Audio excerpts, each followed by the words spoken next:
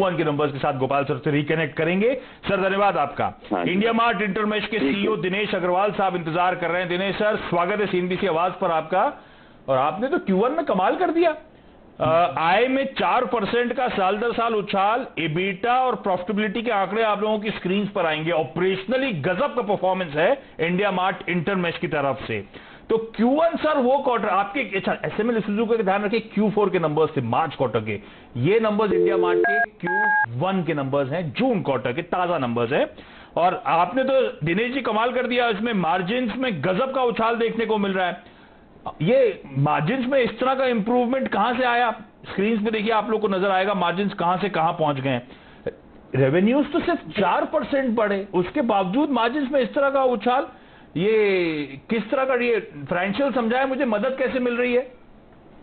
जी तो India mart का business model ठीक से समझना चाहिए। सब्सक्रिप्शन बेस्ड बिजनेस मॉडल है, जहां हम लॉन्ग टर्म सब्सक्रिप्शन बेचते हैं, मंथली भी बेचते हैं, उसके अलावा ईयरली सब्सक्रिप्शन और 2 साल का भी बेचते हैं। हाँ। तो हमारा पहले कलेक्शन फ्रॉम कस्टमर होता है, जिसमें हम सब्सक्रिप्शन का पैसा एडवांस में लेते हैं, और फिर उसके बाद वो डेफर्ड रेवेन्यू में जाता है, और फिर डेफर्ड रेवेन्यू से वो रेवेन्यू फ्रॉम ऑपरेशंस में फ्लो होता है। तो अगर आप देखेंगे तो मेरा कलेक्शन फ्रॉम कस्टमर्स एक्चुअली में Q1 में कम हुआ है, जैसे कि लॉकडाउन था और 1.5 महीने तो ऑलमोस्ट बाजार बिल्कुल बंद ही था, तो वो केवल 96 करोड़ है एज अगेंस्ट। हाँ, ये कलेक्शन फ्रॉम कस्टमर्स जो है Q on Q 50% का डिक्लाइन है। इसका मतलब क्या हुआ? जो कस्टमर से बकाया था 50% वो अभी तक आया नहीं है, ऐसा है कि डिले है उन पेमेंट? नहीं, जो न्यू सेल और रिन्यूअल और अपसेल होता है वो हमारा कैश कलेक्शन होता है, क्योंकि हम एडवांस में पैसा लेते हैं, हमारा बकाया नहीं है, हमारा नेगेटिव वर्किंग कैपिटल बिजनेस है। तो जो हम पिछले क्वार्टरों में 200 करोड़ के आसपास लेते थे और पिछले साल सेम क्वार्टर में 171 करोड़ था, वो 96 करोड़ हो गया है। तो और डेफर्ड रेवेन्यू में लेकिन अगर आप देखेंगे तो करीब 3% का उछाल है पिछले साल से, एक 610 करोड़ से 628 करोड़ है। तो इसलिए रेवेन्यू फ्रॉम ऑपरेशन जो है, जैसा कि मैंने पहले भी कई बार बताया है कि हमारा रेवेन्यू फ्रॉम ऑपरेशन एक तरीके से आप ये मान के चलिए 20 मंथ मूविंग एवरेज होता है। अब आते हैं कॉस्ट की साइड पे। कॉस्ट की साइड पे अगर आप देखेंगे तो जहां हमारी कॉस्ट करीब 118-115 करोड़ रुपए पर क्वार्टर रहती थी, और क्योंकि इस क्वार्टर में काफी लॉकडाउन था, बहुत सारे हमारे वेरिएबल एक्सपेंसेस तो बिल्कुल कम हो गए थे, बहुत सारे ऑफिसेज भी बंद है, और हमें रेंटल में भी कई लोगों से वो मिला है, वेवर मिला है, और कई सारे एम्प्लॉयज का हमारे यहाँ पे सैलरी वेवर भी मिला है।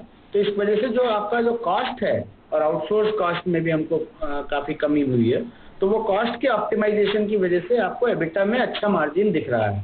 अब वो कॉस्ट ऑप्टिमाइजेशन कुछ तो टेम्परेरी है, क्योंकि वॉल्यूम कम है हमारे पास, और कुछ कॉस्ट ऑप्टिमाइजेशन परमानेंट भी किया है हमने, जो कि कॉस्ट ऑप्टिमाइजेशन आपको आगे आने वाले समय में प्रॉब्ली अगर 15 से 20 करोड़ का हमारा नॉर्मल क्वार्टर में कॉस्ट होता था, तो वो शायद अब 10% से 15% तक कम हो जाएगा आगे आने वाले समय में। अच्छा अग्रवाल साहब, ठीक है, नंबर्स में मैं देख रहा था इस बार एड एक्सपेंसेस थे नहीं, तो उसका भी शायद मार्जिन पे फायदा मिला होगा। ये जो एम्प्लॉय एक्सपेंसेस रिड्यूस हुए, 28% Q on Q employee expenses में रिडक्शन है।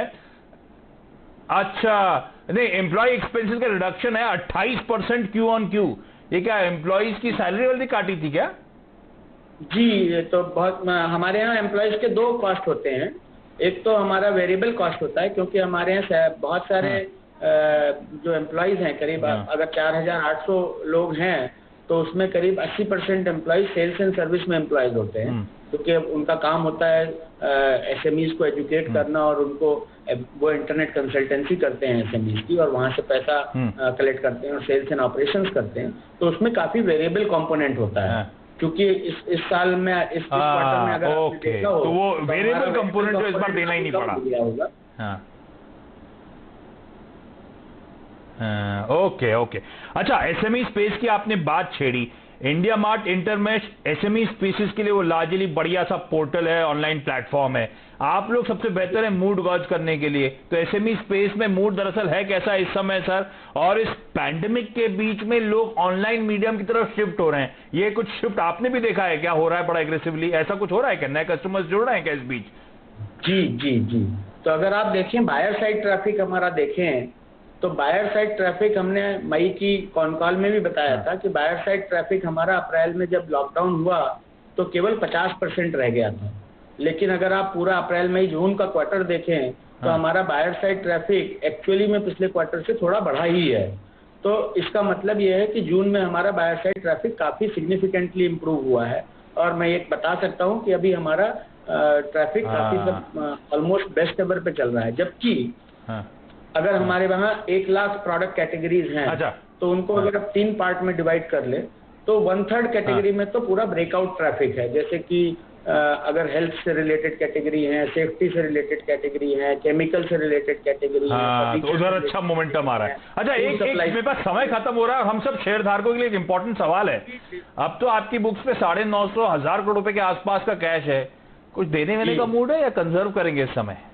तो हमने मार्च के लास्ट वीक में, अगर आप देखेंगे फरवरी के लास्ट वीक में एक तो डिविडेंड डिक्लेयर किया था 100% का, और वो डिविडेंड डिक्लेयर हुआ है। उसके अलावा हमने एक इन्वेस्टमेंट की थी सितंबर महीने में व्यापार ऐप में।